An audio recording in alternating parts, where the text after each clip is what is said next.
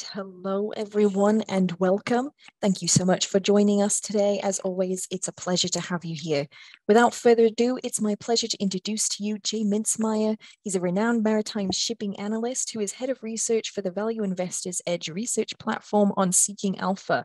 He's also a frequent speaker at industry conferences, is regularly quoted in trade journals, and he hosts a popular podcast featuring shipping industry executives. Now, Jay would love to answer your questions today. So to our live viewers, if you have anything to ask, go ahead and type it into the live chat box, and time permitting, I'll announce those questions at the end of his presentation. With that all said, Jay, I'll be right here if you need anything, but the floor's all yours. All right, fantastic. Well, thank you very much for the introduction. I'm glad to be back at the Money Show. It's something we do usually once a quarter in collaboration, and it's always a great experience to interact with folks, and I look forward to your questions. We'll try to save a minimum of 5, hopefully closer to 10 minutes at the end. For those of you who don't know me, I've been involved in the maritime shipping industry for the past 10 to 11 years. We offer a research platform on Seeking Alpha called Value Investors Edge. You can follow me for free on Twitter at Mintzmeyer, or if you're interested in our exclusive model portfolios, earnings season coverage, interviews, and that sort of thing, go to mintzmeyer.com and you can check out our service there. Real quick before we get going, I want to share a little bit about our previous performance on the Money Show.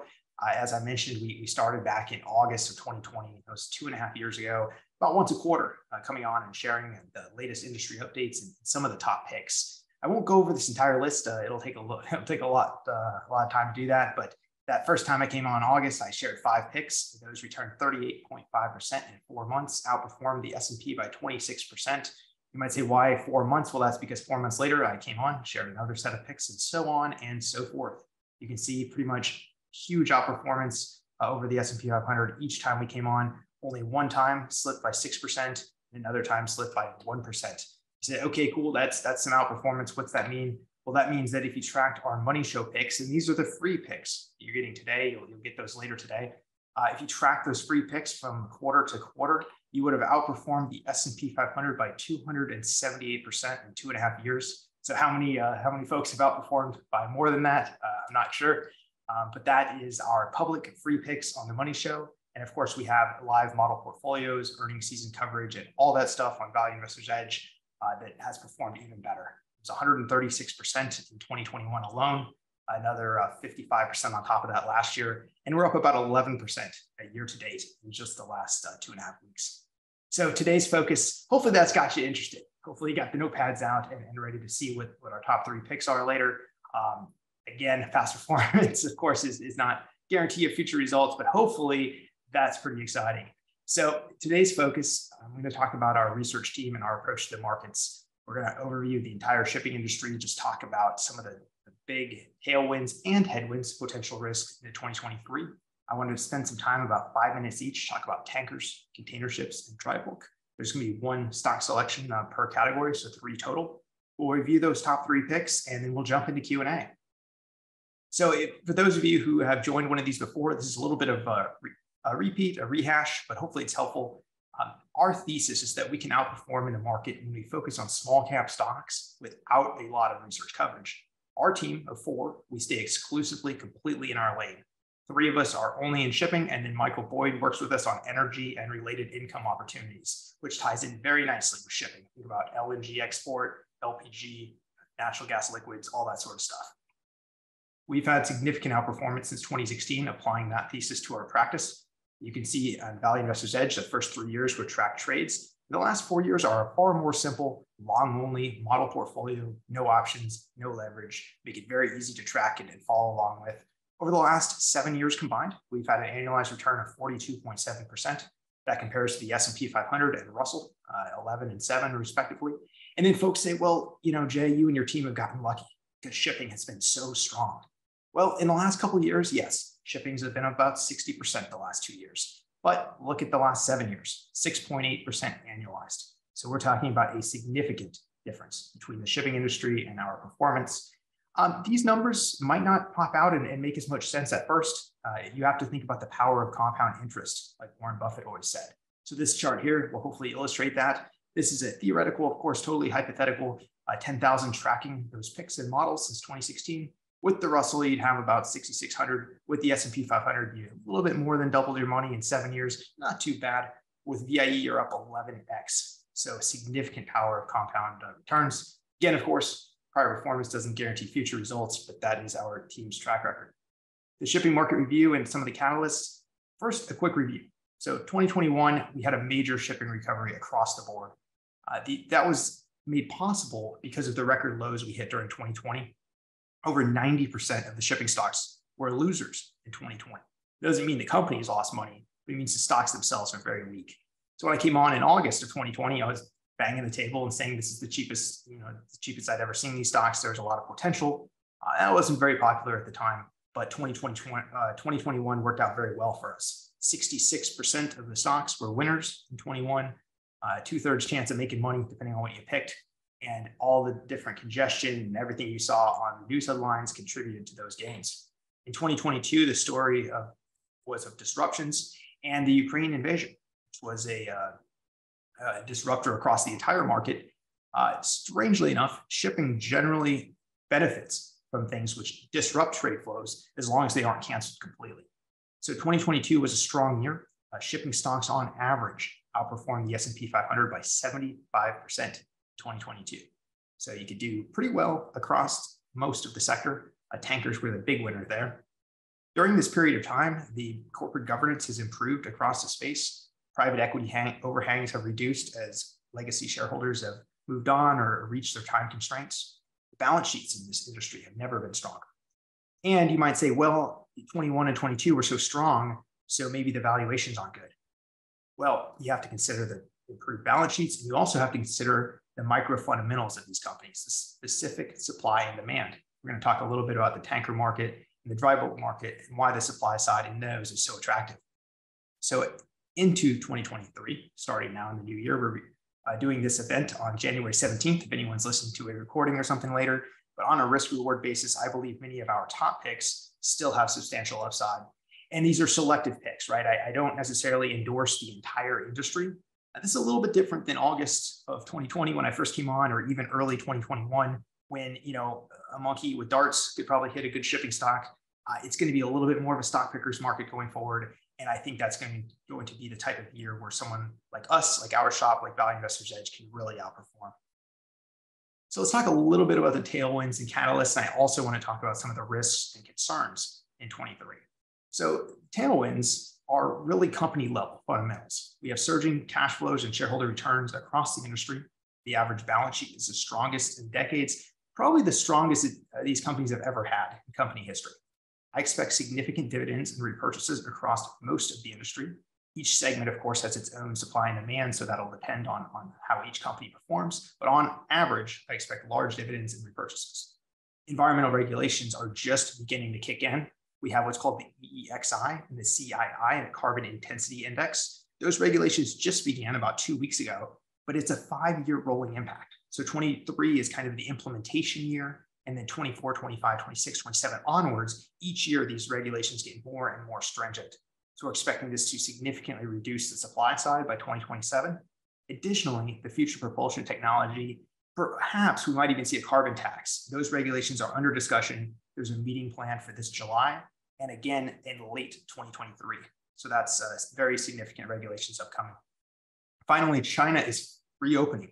Finally, right? They spent 3 years and over 2, almost 3 on defense. They've had this zero COVID policy that they've stuck to, but they're finally deciding to move on from that. So I expect to see massive property stimulus, infrastructure stimulus, and those sorts of things going forward. Some of the headwinds and risk factors, I think it's always important that you consider both sides of the coin because 2023 is a very challenging macro environment. I don't want to lose sight of that. So first of all, we have a slowing global economy, and there is the potential. It's looking a little better than it did a few months ago, but there's a potential that the European Union can tip into recession. So shipping performance generally, the demand side generally does correlate with GDP growth. Now, of course, there's specifics to that, like during the 2021 supply chain crisis, the GDP, global GDP wasn't really growing that fast, but we saw a huge dislocation due to congestion. So there's always exceptions to that. Generally speaking, we do need some strong economic growth or at least stability to have a strong shipping market. So we won't dance around that too much. Firms with a lot of spot exposure. That means they're just taking the rates they get day to day, week to week. Those are going to be a lot more risky. We prefer firms with long-term contracts and locked-in deals. Secondly, the inflation dynamic is still hurting the consumer. Now, the last CPI report, I thought was very bullish. Clearly, we are turning the corner there. The US GDP has been stable. The jobs market has been stronger than most economists, and myself included, have expected. But inflation is still a headwind. Consumers are focused on essentials. I think food and gasoline, transportation, housing payments, and a little bit of experiences, travel, vacation, that sort of thing. There's going to be a lot less discretionary spending in 2023. So expect a lot less consumer spending overall next year, this coming year, as opposed to the last couple of years, which have been kind of artificially inflated by the lockdowns and the stimulus and those sort of things. Last year, this was very bearish containers, just the slowdown in spending. And it was bullish tankers because more and more folks are traveling, airfare was increasing.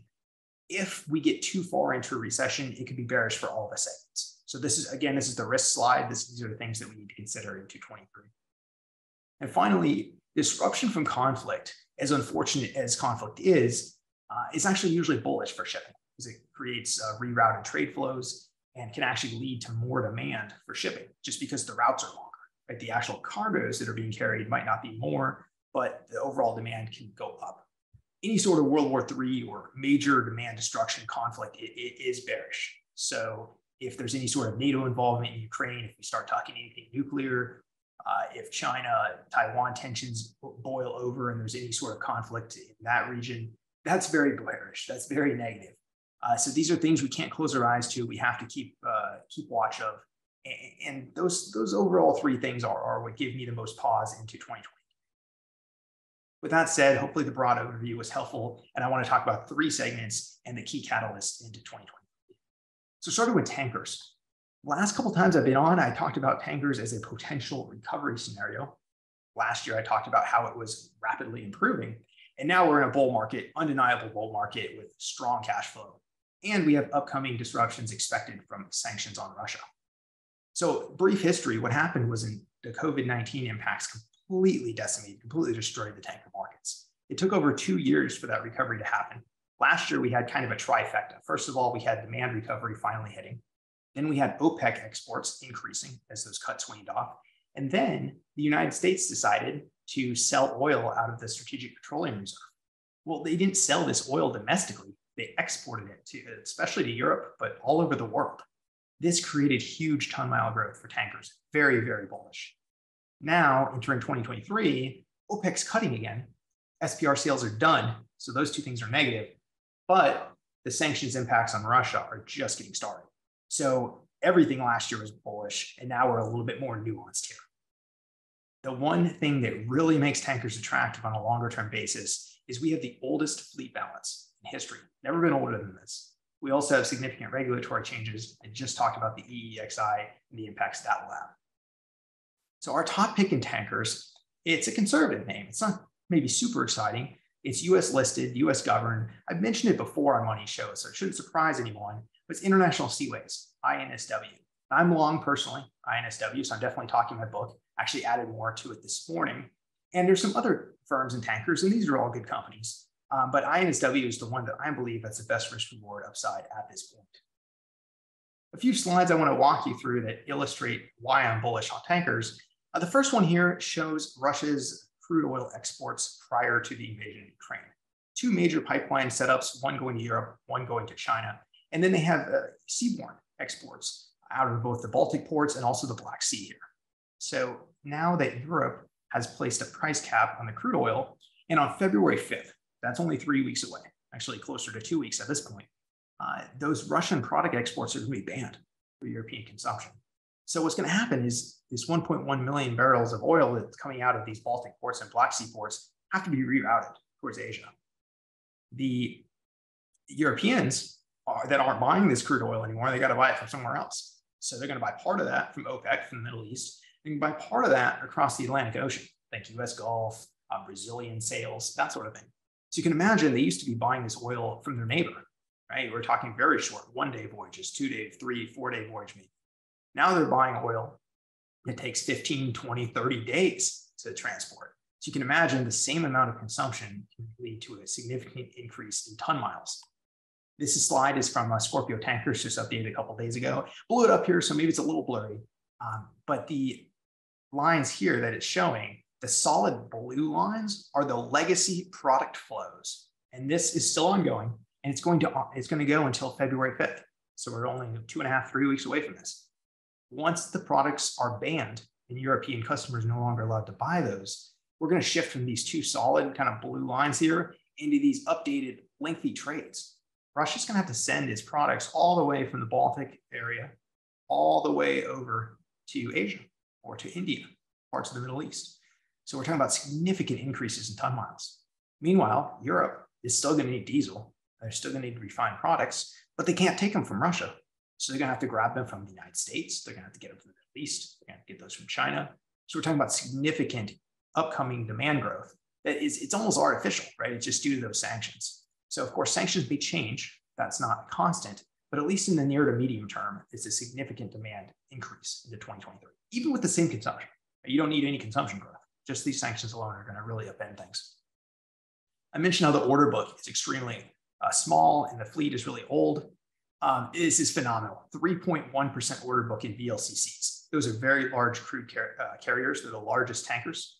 The Suezmax and Aframax, the midsize, the order book looks very similar. It's not 3.1, it's closer to 5, but it's a very similar order book. We have 26 ships coming for delivery in 2023, which is well below average. See the historical deliveries here.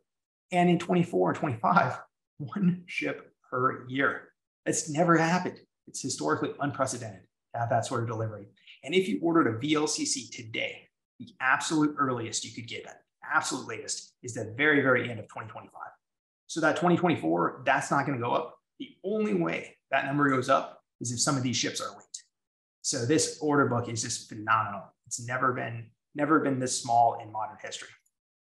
Now this shows the fleet age. Anything over 20 years of age, and keep in mind there's 3% of the order book is new ships on the way, and almost 13% is over 20 years old. Anything over 20 years can't even service a regular trade. These are involved in sketchy trades, dark pools, parts of Asia. Any major oil firm usually wants the tankers to be 15 years or younger. So this is sort of your mainline trades are kind of these yellow ships here. The green is the order book. The red is very fringy, very risky. Only a few companies will even handle them. And this sort of dark red here is very sketchy stuff. I mean, we're talking Iran, North Korea. I mean, these are rusty, nasty tankers. So we're looking at 13% of the fleet are basically obsolete and only 3% are going to replace. And at the same time, we have all these sanctions impacts. We have all these future regulation impacts. So it's a very bullish supply setup. The next sector I want to talk about is container ships, which I've covered this before in Money Show. So if you've seen this, it's very similar. These are misunderstood cash flow machines. These are the value plays of shipping. You're not going to get a lot of macro sentiment here because that big cycle, the supply chain crisis, that's already happened. The reason we like container ships at this point, specific firms in the container ship sector, is because they've locked in a lot of their cash flows. As you remember, during the supply chain crisis, we were in a shortage of ships. So the liners went out and bought new tonnage, and all those new ships are going to hit the water starting in a couple of months, and it's going to be a tidal wave of new capacity hitting the market. So that's going to disrupt rates and bring things down for next year or two. We've already expected that. But at the same time, we have those environmental regulations, and those regulations hit container ships harder than any other segment. And that's because container ships travel faster than most ships. Think about driving down the freeway. If you're driving at 75 or 80 miles a gallon or 80 miles an hour, your fuel economy is terrible. Or if you're traveling at 55 or 60, you get far better miles per gallon. Ships are just like that. The faster you travel, the more inefficient you are. Container ships are the fastest of the ships. They're a big boxy design, lots of wind resistance as well, on top of that water friction. So these environmental regulations are going to hit them harder than most. Over the next 5 years, we expect a synthetic reduction in supply due to these regulations by 20% of the fleet, just from the regulations. That does not include demolition of older tonnage or any other impacts that way. So right now, container ships are a value play. We like to play this with companies that have long-term fixed cash flow. Definitely don't want spot exposure in this market. So our top pick in containers, I've talked about it before, it shouldn't surprise anybody, is Global Ship Lease. This is a very well-managed firm. They played the cycle almost perfectly. They didn't order any new ships. They didn't do any new tonnage. They fixed almost the entire fleet on 3, 4, 5-year charters. They have a strong dividend. They raised the dividend last year. And they have active repurchases. They were just buying shares as of a few months ago. I expect continued strong dividends in next year, hopefully a dividend increase by the middle of next year, as well as continued share repurchases. Very bullish on GSL. Here's a list of other companies. I like pretty much all of these companies that are listed here: Costa Marine, Naus, Euroseas, Textainer, and Triton. Industry slide, I want to overview the main players here, the main liners. These are the firms that lease the vessels and put them to work. So the biggest one is MSC. You've probably all heard of Maersk. The top 5 liners control almost 2/3 of the global market. The top 10 control 84%. So in a downturn, this is going to encourage discipline. We're going to see a lot of demolitions of older tonnage. We just saw one tender offer come through a few days ago to demolish a dozen ships from one of these liners. We expect a lot of this to continue and the supply to be rationalized to the downside. The macro narrative is really bearish. You've all heard it. You probably understand it. Spot rates are dropping. They're now close to the pre-COVID lows. But again, we like the firms that have long-term fixed cash flow and already have everything fixed together. I expect a lot of dividends, a lot of dividend raises, a lot of repurchases during 2023. Textainer and Triton, the 2 box lessors, they've already executed massive repurchase programs. They've reauthorized them. They are continuing them. Euroseas and GSL have announced recent repurchases. Costa Marine and Naus did repurchases last fall. So I expect a lot of good things out of this sector over the next year. The freight rates, this is what the companies like Maersk are achieving in the market. We had a boom with supply chain prices and a bit of, I guess you could say, a bust. It's basically a round trip. We're back to where we were Q3 of 2020, but we seem to be finding a floor. The rates seem to no longer be falling relentlessly, and we seem to have found some stability. With China reopening, that should further support that, as well as inflation peaking. The lease rates have also round tripped. We're still above 2017, 18, 19 levels, but you can see the big party is over, right? So our companies that we're investing in have already leased their ships in this window here. So yes, the forward rates are not very strong. That doesn't really matter until 25, 26, 27, because all the older ships have already been signed in this window. Keep in mind, this is kind of like a trailing index. So these rates are for the next couple of years, and then this rate will matter in a couple of years. So it's not just like a spot rate where every single day you're earning wherever you are on the chart. Finally, the segment I'd like to talk about is dry bulk. We have the China reopening, and I believe we are set for liftoff. Last year we talked about this too, and you're saying, Jay, you said similar things last year, and that's true. But we had a lot of different factors here. China would not let go of their zero COVID policies. The European Union steadily got worse and worse and worse. Inflation got stronger, stronger, and stronger. But now inflation seems to be more under control, and China has finally abandoned the zero COVID policies, and they are moving forward towards a full reopening. I expect massive stimulus from China this year. I also expect longer-term tailwinds from climate change initiatives. The more pipelines, the more solar panels you're building, the more wind turbines, things like that, we're going to see a massive amount of iron demand, copper, cement, all that sort of things, like bauxite, all those sort of raw materials are going to have to move big time in the next couple of decades. The current spot rates are really weak, but I believe the long-term picture is very bullish. I'm very optimistic on that. I expect those spot rates to start to move either in March or April. So it's not happening quite yet, but I think within the next couple of months, we're going to see a move. And hopefully it'll be a liftoff, like the title suggests. Our top pick in dry bulk, this one's a little bit more levered, a little bit more risk reward, a little bit more dynamic than some of the picks I've shared before. It's called Safe Bulkers, stock symbol SB. The reason why I like them is they have a well-positioned mid-sized fleet. They've done very interesting recent acquisitions of 2023 and 2024 delivery vessels that are the latest eco-design specs. They have a high portion of what's called exhaust gas scrubbers on them, which enable them to earn a little bit more than the market index. They have an active repurchase program. And the best part is they trade at a 40 to 50% discount to NAV. So every time you're buying assets, you're buying the stock, you're buying $1 worth of ships at 50, 55 cents on the dollar. So I believe there's very attractive upside here. It's a little bit riskier, I think, than the other two names I've shared. But this, I think, is one of the names that could really, really move in 2023 if there's a recovery. Some of the other names are listed below. Great firms involved in the dry bulk market. But Safe Bulkers SB, which I am long personally, is one of my favorites in the 2023. This is the Baltic Dry Index, a 5-year chart. You can see this is kind of the normal seasonality. Every year, we have a seasonal ramp from about February into July. And depending on how tight the market is, the higher the ramp. 2021 was a very tight, very strong market. And 2022 started decently, but then kind of faded at the end of the year. I think we're facing a very similar market as we did in 2019 and 2021. The market's very tight. We just need a little bit of demand to really lift us off. I'm not sure if it's going to be a 19 or if it's going to be like a 21 where market rates are fantastic. We're going to find out. But here we are, seasonal trough. We are at, as of yesterday, the 52-week low. And that's due to seasonality. Almost, you can see it right here in the chart. Every single year, there is a trough in sort of January, February-ish, and it lifts off and starts to lift up into July, June and July. So I'm very bullish. I think we're going to see something that looks like this or something that looks like this. Look for that move to start in March or April. So a review of the top picks, and then I think we have about 5 minutes for questions. So for tankers, I really like International Seaways based on that bullish market setup and the upcoming sanctions impacts that are starting in a couple of weeks. Containerships, I believe Global Ship Lease, GSL, is a cash flow machine. I think they're going to do really, really well over the next couple of years and have strong shareholder returns. And in dry bulk, I really like the potential of safe bulkers, really set for a nice liftoff if China comes out strong. I'm long all three of these names myself and very bullish, and I look forward to looking over the performance together with you guys in a few months when we do the next one.